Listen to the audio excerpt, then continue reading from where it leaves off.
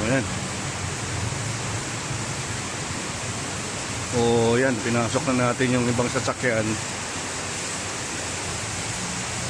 O, kalakas yan, no?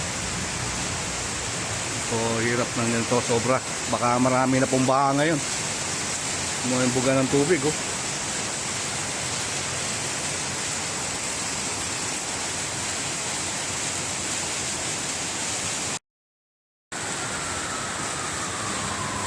Ayan, lakas. Ayan, marami na pong baha siguro ngayon.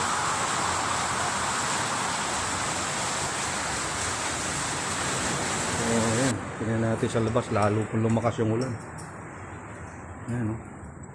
Marami ng baha.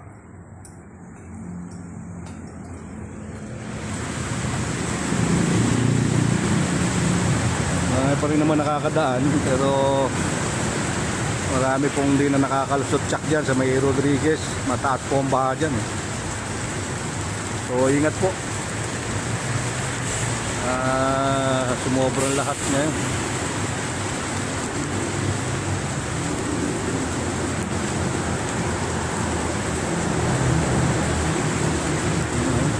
Tsura ngayon. Dilim na.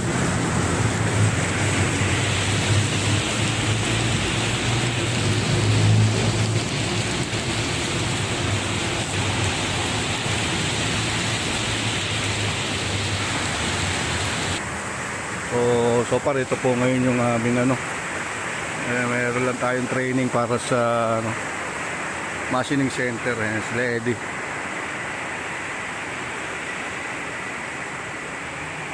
Program. Ito yung ating CNC. CNC Machining Center.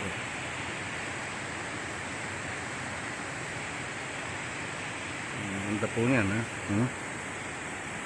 Sura niya, no? Ganda, no? Tinetest lang po namin.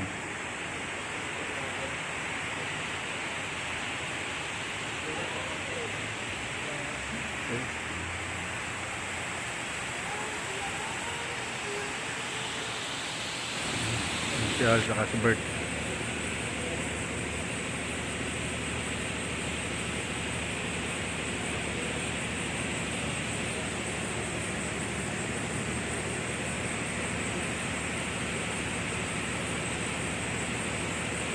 Okay, ipakita po ako sa inyo mamaya konting programming.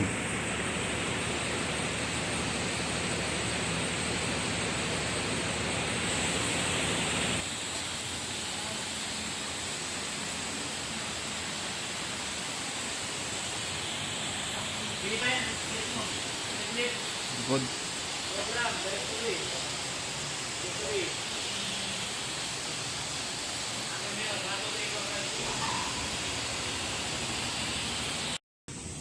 Program na sa G-codes, then diretso sa CNC. Ayan. Ito yung ating vertical machining center. Data. Ayan. Okay. System parameters ng CNC, kailangan mo yun to para ma-open yung memory. Data. I-highlight mo to. Gamitin mo yung arrow. Yun. Copy. Then, copy to CNC disk. Galing USB. Natanong ka kung gusto mo i-copy sa CNC disk. So, kung kakopy mo, rename. Lagyan mo. Lagyan mo lang 1, 2, 3. Directory. 1, 2, 3, 4. Stop.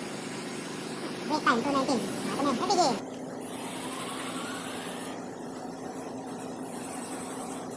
Every time, pag naglalagay ka ng pyesa sa CNC, lagi mo kinukuha yung outer dimension. Kasi, yun yung binibigay mo or in-input mo sa system ng CNC. Na ito, ganito kalaki yung workpiece ko, nandito sa banda, kaya kailangan ginagawa yung setup ng G54. Basta po, may tools na yan. Nandun lang sa position. Okay? So, X. Hey! Then, got, Y. So, yan na yung bakong sukat. So, hindi ko nagagalawin yan. Yan yung sukat ko eh. Then, gusto ko pumunta sa gitna. So, i-divide mo to sa kalahati. Para makuha mo muna yung center. Kailangan mo di-kuha mo yung center eh. So, X. Input. Yan, kalahati. So, punta mo. Gawin mo zero yan. Zero.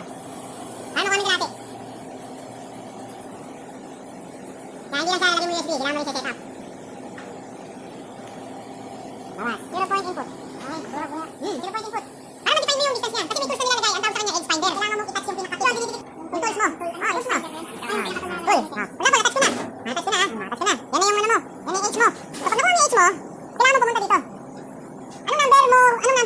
dun sa software.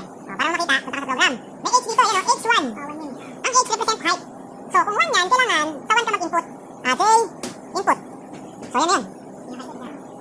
Ito, simula yan dun sa home position. Simula home position, hanggang dyan. So, negative 400. Yan yung sukat. Okay, ayan. Y, input ulit. Yan.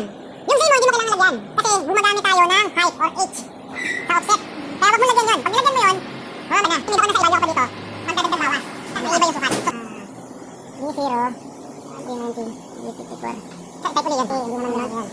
D90, D54, D0, F0, Y0 point. D, D43, H1, K0 point. COB. Okay.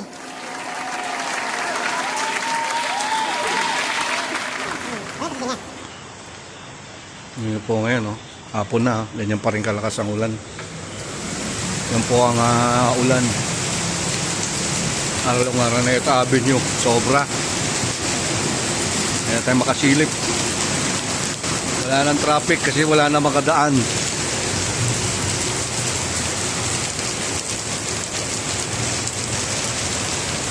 Doon yun, no? Sabi po.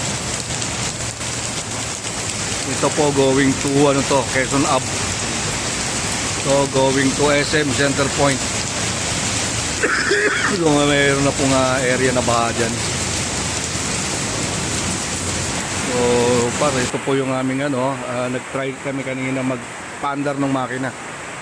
So ito pong baha na ito, tingin ko malaki po ang epekto nito. Marami na pong baha sa Metro Manila. Binaha na. Ready? Ayan, ready na po tayo bago umuwi. Ingat po lahat, yung mga nasa biyahe pa dyan.